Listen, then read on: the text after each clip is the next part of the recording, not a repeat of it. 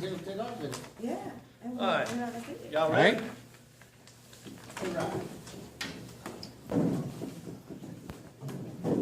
I pledge allegiance to the flag of the United States of America and to the republic for which it stands, one nation, under God, indivisible, with liberty and justice for all. All right. Welcome to the January 2017 meeting of the Ascension Amateur Radio Club. And I guess we'll start off with the reading of the minutes. Steve, you want to read them? You want me to? I'll come up there real quick, do my thing, and then get right back to you, Al. Not a problem. All right, everyone, thanks for coming tonight. Real quick, Al called the meeting to order and started the pledge. Y'all have a copy of these, going to blow through it. We had 13 in attendance. I read the minutes, and they were motioned, seconded, and passed. Al read the treasury report, also motioned, seconded, and passed. There's report the Echo Link computer was destroyed in the flood. The MCOM trailer was taken to the Andouille Festival. I misspelled Andouille. Where bad connection was found on the Yazoo radio, which has been repaired. John LeBlanc has updated our club website. The repeater reports included the 225 repeater, not reliable due to flood damage. 440 machine still not working. APRS repeater still not working. Al was asking about getting a replacement computer for the Echo Link from John at the EOC. It was decided that the club would not participate in Veterans Day Parade scheduled for November 11th. Also decided that the club would not participate in New Orleans Hamfest and Swap Meet on the 12th. Paperwork for W5YI VEC was not transferred. Most of the club paperwork was lost in the flood. Paperwork for repeater trustee still needs to be completed. An Office Depot account needs to be sorted out. There was a discussion on the lack of check-ins on the 985 Thursday night nets. There was an informal discussion on the Aries simulated emergency test. Organizers of the Gonzales Christmas Parade still had not contacted the club to participate in the lineup, and Darlene said she would reach out to them. There was a reminder that membership dues were coming due. Club officer nominations and elections. I nominated Darlene to remain president. No further nominations passed. Darlene nominated Todd to remain vice president. No further nominations and passed. Al nominated Steve, me, to remain secretary. No further nominations and passed. And the other Steve nominated Al to remain treasurer. No further nominations and passed. Discussion was held regarding the location of the December meeting. On December 7th, Darlene said she'd contact Fillets with Brewbachers as a backup location if Fillets wasn't available. I mentioned advertising club meetings on websites such as Meetup and Craigslist, and we'll be looking into setting up club accounts on those and similar sites. Informal discussions were held regarding activities of the Sun Club of Arizona and ideas to increase club member activity and participation. Informal discussions continued on the topic of the Red Cross response to the flood. We beat that horse to death. Discussion turned to the activities of the Plantation Club and their thanks for the use of our MCOM trailer during their festival. There was also discussion of the drama taking place in the Thibodeau Club. Gina Babin was liquidating Greg's stuff, and Al plans to go over to assist her. Al needed, again, to make new keys for that C-can. This is going to just stay on the agenda. I did Yeah. find the key to the C-can. Club officers need to get together and rewrite club bylaws, and we adjourn the meeting at 8:12 p.m. And that's it. All right, so Motion. y'all heard them. Well, we can just. Everyone good the way they're written? And of course, the video was posted on YouTube for anyone to watch at their leisure. So All right. you can find it doing a search at K5ARC. I'll read the treasury report. Not a lot of activity. The savings account beginning balance was, and this is for November, December, was $1,029.49. Had 6 cents in interest, so we wound up with an ending balance of $1,029.55. PayPal beginning balance was $524.72. Ending balance was $620.91. Checking account was $541.18, both beginning and ending. And we got $50 in cash, so the total comes up to $2241.64. I have a motion to accept the minutes as read. Second. Motion. Second. All in favor, say aye. Any opposed, like sign. And minutes passed. The treasury report. Let's see. The trailer. Let's start with that, I guess. The Yazoo, as far as I know, is working now. They did find a bad connection. John had the trailer at his house for a while. He cleaned it up some, did a couple of things. He emailed me this past weekend. He brought it back. He wanted to get it back before that bad weather hit this past weekend or whatever. So he did bring it back to the fire department on Roddy Road, so it's back over there. The 225, I talked to Todd a while back, and they still, the contact that we have, they still hadn't really done much with the building over there. So we're kind of waiting on them to see when they're going to go in there and do whatever they're going to do. So when he goes out there, he'll let us know, and hopefully we can have somebody to get out there and meet him and see what we got to deal with.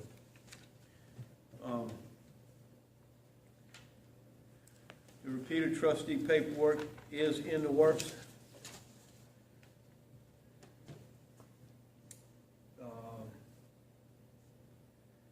Yes, we did not participate in the Hamfest or the Veterans Day Parade. We were called late, very late for the Christmas parade.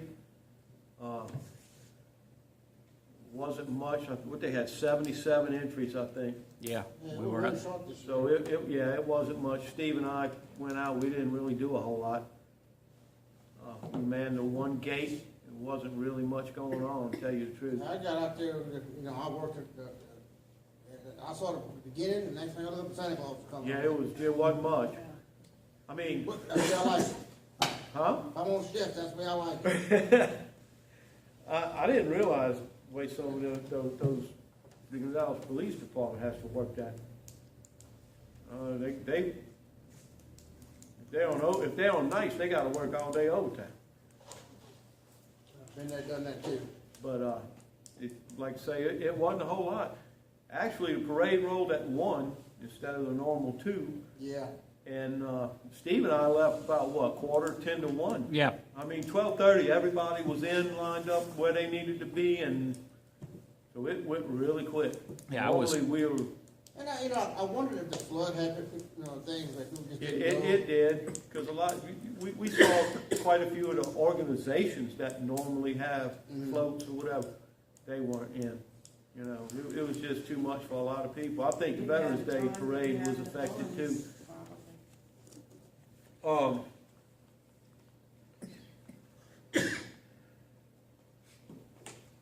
There was something else.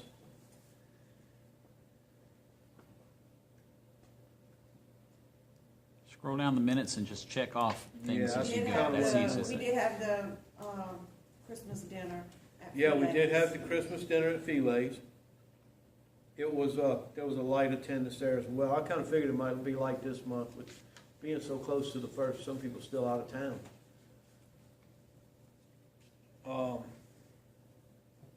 Oh, Greg's stuff. Yeah, that's what I was getting ready to say, yeah.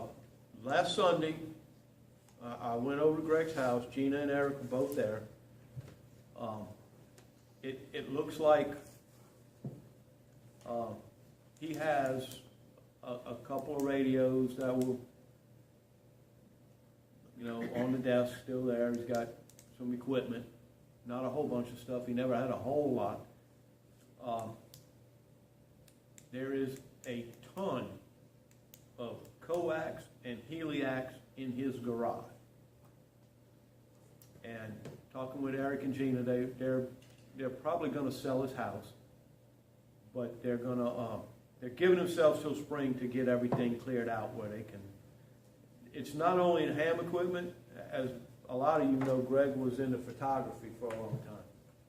And not only did he take pictures, he did all of his own development. So 2 of the bedrooms in his house have equipment, photography equipment, I mean, nice sized machinery in them. That has to come out. And so it's going to be a job for him.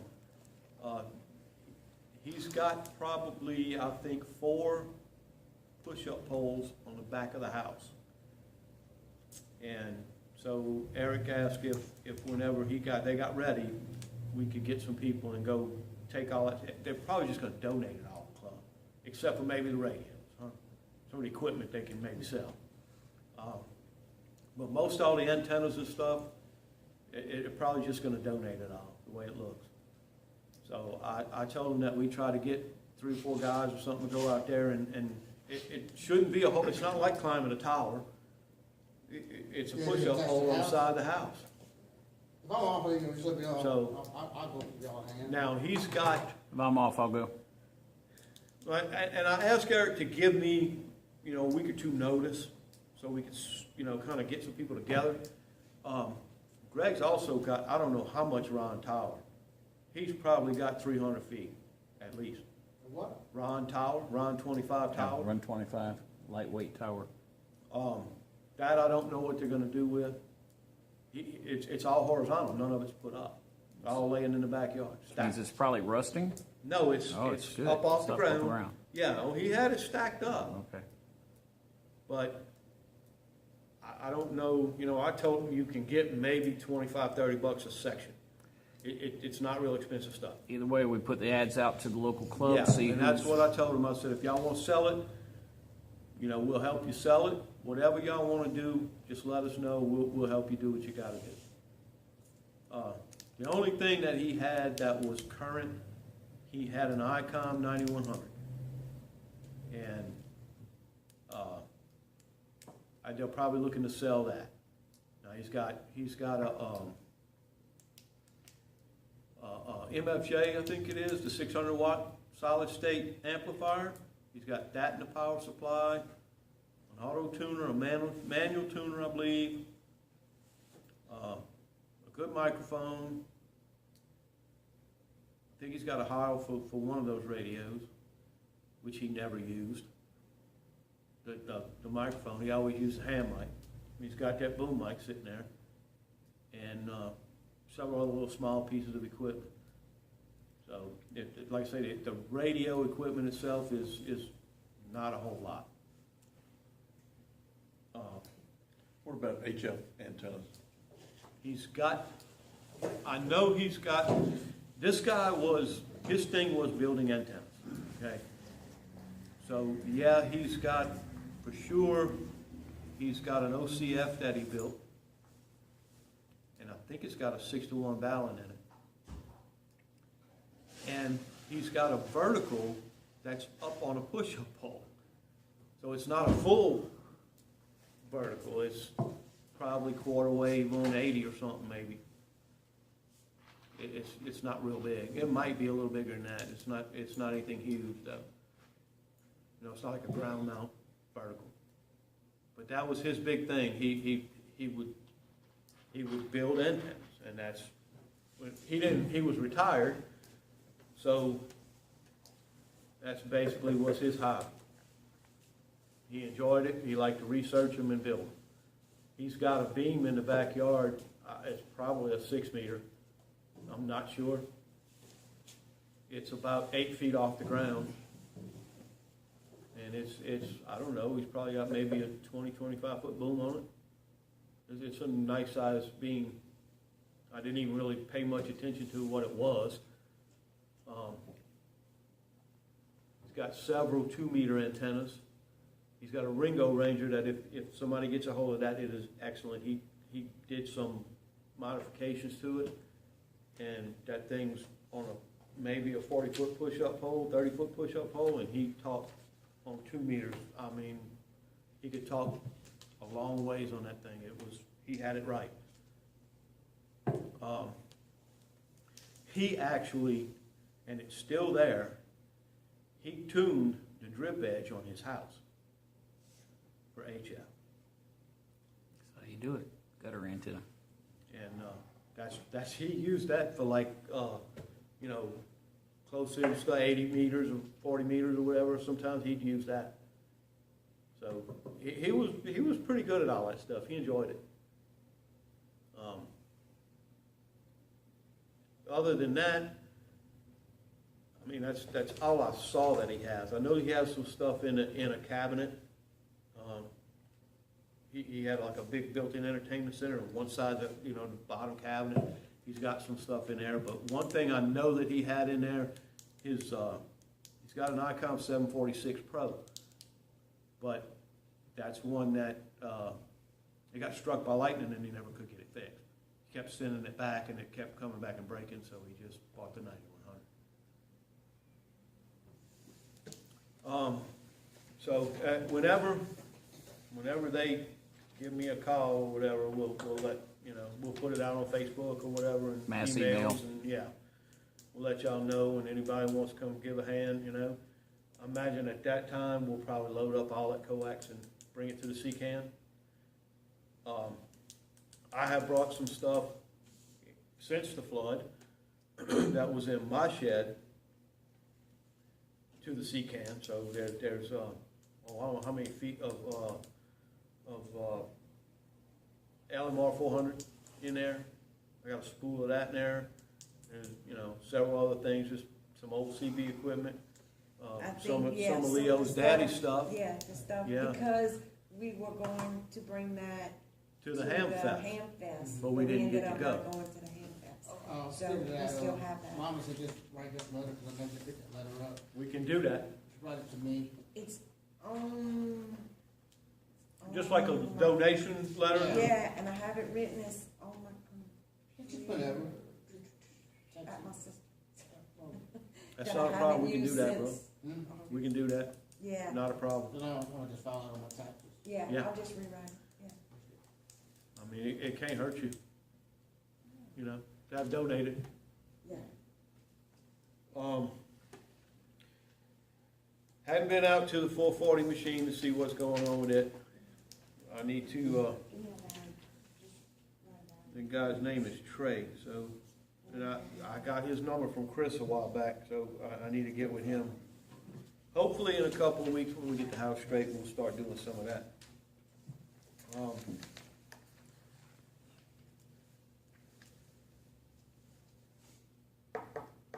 The Office Depot thing, I didn't even ask Chris about that. I need to.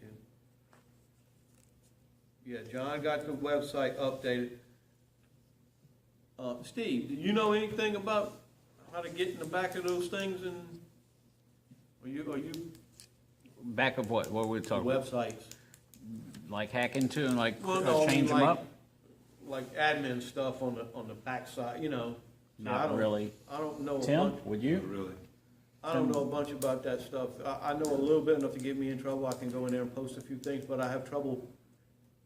I can post things, but the way that thing is set up, it's hard to remove things. Right. Yeah, we Keep wanna them be able to updated. change things around, and really, we would either have to have John come sit at the house Yeah. and show us, or us go sit over there, and of course, lately, nobody's had time for that. No, it's with the rebuilding and everything. Yeah, Yeah. yeah, we needed to do that, one way or the other. I don't know about the 310 machine. I don't know. That place had to flood. Sounds good though, or compared to the 225. It works. It was off the air for a couple of days. It was down, and it came back up, and it works good. So, another thing, Joe Glorioso, and I hadn't called him back. I know what he called me for, and he did send an email. He said he noticed the net hadn't been being called, so he volunteered to call the net. And, he asked if we had a problem. I told him I didn't have a problem with it. That's the Thursday night 985 net. Yeah. So he volunteered to call it. And like I say, I don't even have anything hooked up, so I don't know if he's calling it or not, but he did volunteer. And John and I, John, he went through John to do it.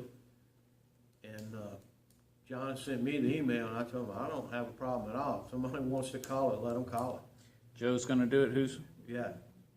N50ZG. What time was it starting? It's 8 on Thursday. On the 146-985 is what he should be calling. Because that's the one, he's out of New Orleans, so he can hit that machine. That machine he can hit it from there. That's a pretty good machine, believe it or not. It's not that high up. It's like 210 feet, but it's a good machine. It's actually facing pretty much south down toward home of Thibodeau. Real quick question, while we're on the repeater subject, 225 is really messing up. I couldn't hit it reliably coming here, bringing it up. What is our primary go-to? Are we using 310 right now for primary just contact? 985. I'll switch to that. 985 is a better machine than the 310. Okay. I was just wondering. The 310's, it's 250 feet, but it's not really 250 feet because where it's at is it's in a hole. Yeah, most clubs or whatever have a primary machine if they have more than one. Right. Yeah. So if we got to use one, 985 is what we're going to use. Okay. And like I say, the 225, the state hadn't even been in the building yet. They got a temporary trailer set up over there, and that's what they're running out of. I don't know what they're doing for communications as far as DOTD. Anybody got anything else?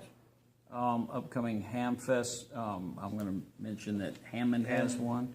The third weekend of this month, I believe. The 21st, I will not make it. Somebody's birthday happens to be on the 21st. So why are you not going? My wife's birthday is on the 21st. Oh. Probably because he wants to stay married this year. Yeah, but you might want to go for your out birthday. there. No, it's not mine, my wife's. Oh, your wife's is. Also, the Baton Rouge Club is doing a Skywarn class at the Goodwood Library later this month. Yeah, I saw that advertised. On one of the Wednesday nights or whatever. I So- try to put those on Facebook when I see them. Yeah, I so don't know. if anyone's interested in the Skywarn, I don't know if any of y'all been to the Skywarn training at all. The first one, the initial one is good. If we can find somebody, I was fortunate enough to be able to go through the second. Yep, that was And good. the first one's good. The second one is way better. We actually had Frank Revet from the Weather Service. A couple of guys come and I don't know how long the thing lasted. 3 hours. Yep. But was it was informative. very, very informative. You know, they are real knowledgeable. I don't think you can ask them a question that they can't answer. So maybe if we get enough participation, we could try to do that again. Yeah, that was awesome. You know, we could do it. This would be a good venue to do it.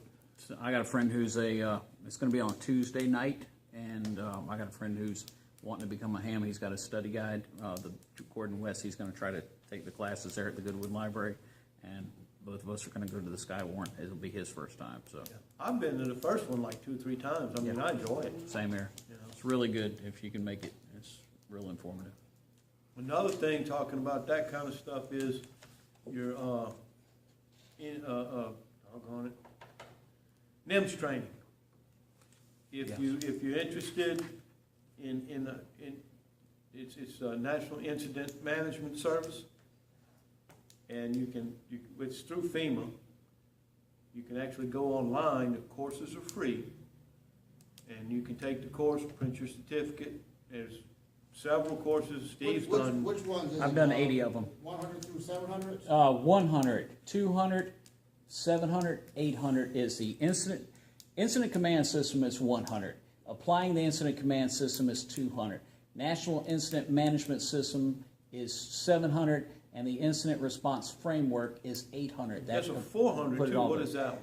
There's a 300 where you 300. actually you don't do it online. You have to be in a classroom with an instructor, and they're going to put you in scenarios. That's when you assume 300. an incident. Right. But They're putting you together in scenarios.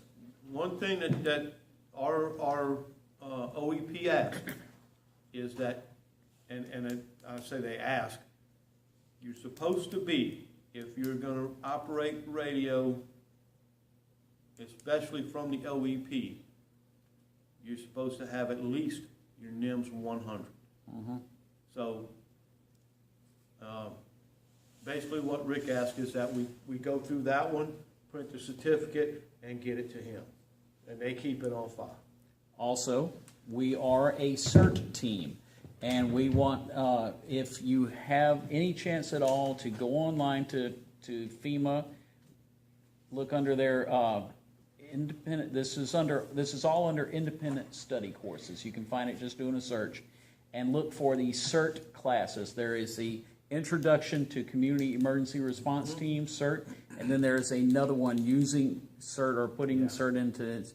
If you can please knock out those two and print those up, we get them to EOC, and this helps us as a CERT team to work as CERT and get grants and stuff like that. So that needs to be a reminder email or Facebook page And CERT, that we are CERT, and we need our members to get their paperwork up.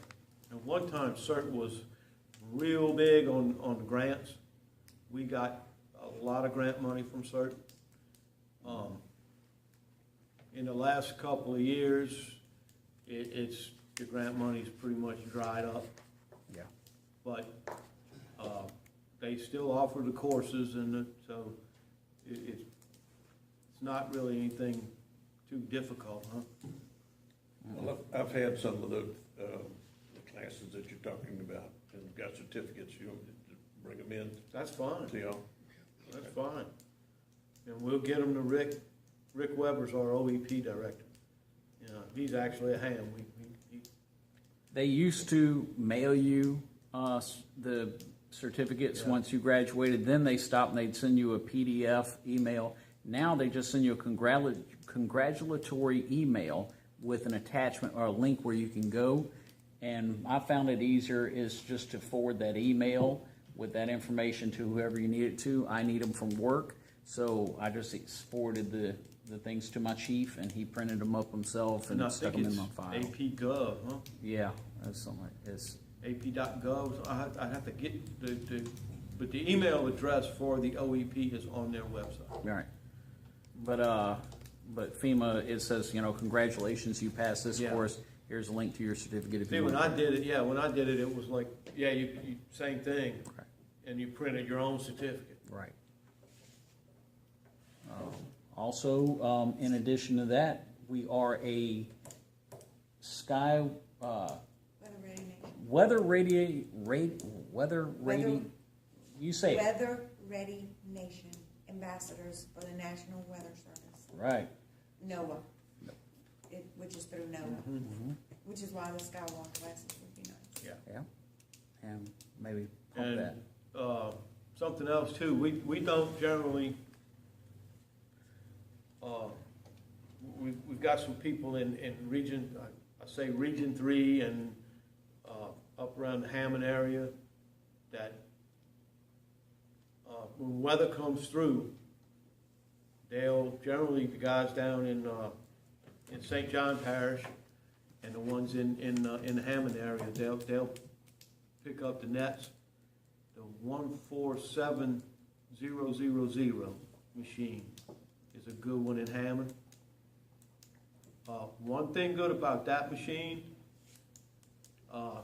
if you've got any height for your antenna, you can hit that one pretty good. It's fairly easy to hit. It's a really good machine. The thing about that one is the National Weather Service in Slidell has a ham set up at their in that building, and they monitor the 147 machine. It's just my opinion, but what I do, if I usually get on there, I'll monitor like one of ours and the 147. So when we get reports, I just go over to 147, give the reports that go straight to the National Weather Service. This last line that moved through, the guys up there in Jackson, Louisiana, they have that wide area repeater up there, 146.835, I believe. Yeah. They were very active reporting squall lines and stuff coming through, and that's the Mississippi, Louisiana repeater group or whatever. Around St. Francisville. That's another good machine. It's located in Jackson, Louisiana. Is that It's got some serious footprint on it. That is a really good machine too. It's pretty easy to hit. Got a lot of coverage to it. So that's and those guys, they're active, man. That's doggone Jake and Bruce and all of them. Yeah. They stay on that I repeater. can't think of that other fellow that Jake's buddy there. And I can't never think of his name. But that's a good group of guys up there too, and they are active. Are there any plans on networking our repeaters when we do get around to doing our If we can repairs? get the 225 back up and going right, yeah, I'd love to. Put it in part of the Louisiana Link system? Yeah, that would be the one to do it with. All right. And we're still looking at trying to get a replacement computer and getting EchoLink back up and running? Yeah. All right. Yeah, the computer I had, it Yeah. sort of dragged. Floated away. Yeah. We picked up a lot of stuff before we left, but there were some things that we didn't even think about. 30 minutes in, what else you got? That's all I got.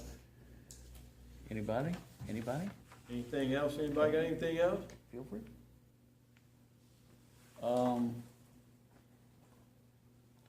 Just as an introduction for me, I'm retired military, 23 years in the service, and with that, I worked in industrial sales, a lot of the chemical refineries between Baton Rouge and New Orleans, and across the Gulf, and I retired from that, and currently I'm selling real estate and wherever I can. Name and call? Don Davidson, K5 DTD. I need to get your email address. TD DTD. DTD. Delta Got it. Tango Delta. K5. And email address is majord141 @gmail.com. Next meeting, I'll try to have an application for you to fill out. Okay, well, fill that one online. Okay, He just needs to Yeah. pay because he doesn't Oh, do I just online need to pay. go on the thing and look at it then. Okay. But I'll be more than happy to fill That's out another fine. one. It's probably in there, so that'd be fine. The information's in there, I'll just get it all on. And again, welcome to the club. Yeah. And as I said, if you got time, go on YouTube, look us up, and look through some of the past stuff, and quite active stuff. I generally try, I just took, I got an AARC group on Gmail, so meeting notices, that kind of thing, I just shoot it to the whole group. I need to do that. and if you're on Facebook, we have a Facebook page. You on there, and we're Leo? also Yeah, on Twitter. No, I've got a question. I've been wanting to change my call sign to get a vantage call sign, like KF5, Leo, whatever. What I need to do that. You can do it on the FCC website. Mm-hmm. I don't, because they when you go in to, what is it, UCLS? Yeah. Well, ULS. maybe we get together whenever you have. ULS, Universal Licensing ULS, System. Universal Licensing System. You can go into the FCC website on ULS, and there's a spot in there, I'm pretty sure, that says apply for vanity call. And it'll let you know, like you can put in a call, and it'll let you know if it's available. Okay. Which I'm sure nobody got KF5, Probably not, Leo, probably not. K5 Leo. In my latest adventure, it's what my wife uses. I bought a drone with the camera, My wife wants one. DJI Phantom 4, and so hope to get that in this weekend. And I'm really looking forward to playing with that. I'm in my woodworking tools. Yeah. What's that site again, Aaron? It's the FCC.gov. FCC. It was FCC.gov. huh? FCC.gov. And it's the ULS, it's the Universal Licensing System. It's the same site you use to renew your license every 10 years, or make any changes to your address or anything like that? It's not real easy to navigate. The website, it's like Typical government all site. kind of, yes, typical government website. Yeah, okay. It's not the easiest thing to get. If I can't find it, I'll just hold off until we get a little detail. Yeah, let me know, we'll get together and take care of that. But there's a thing in there, if I'm not mistaken, it'll say apply for vanity call. When you pull that up, then you can type in what call you want and it'll let you know if it's available. Talking about changing call signs and stuff like that, the W5Y thing has been going on for a while, trying to get all that sorted out. have we looked into the possibility of doing it through, like the Jefferson Club? I met somebody who was I with the hadn't Jefferson done Club anything in and the we past mentioned 4 trying to months get with on. that. And they were talking about, well, why don't you come through the Jefferson Club? They're there on VEC. Oh, really? And Jefferson Club could probably set up just as, just Probably as talk easy to to work Keith. through them. K5ARC? Right. Yeah. Talk to Keith or someone, see about how we would set up as a member of the Jefferson All right. VEC and go through them.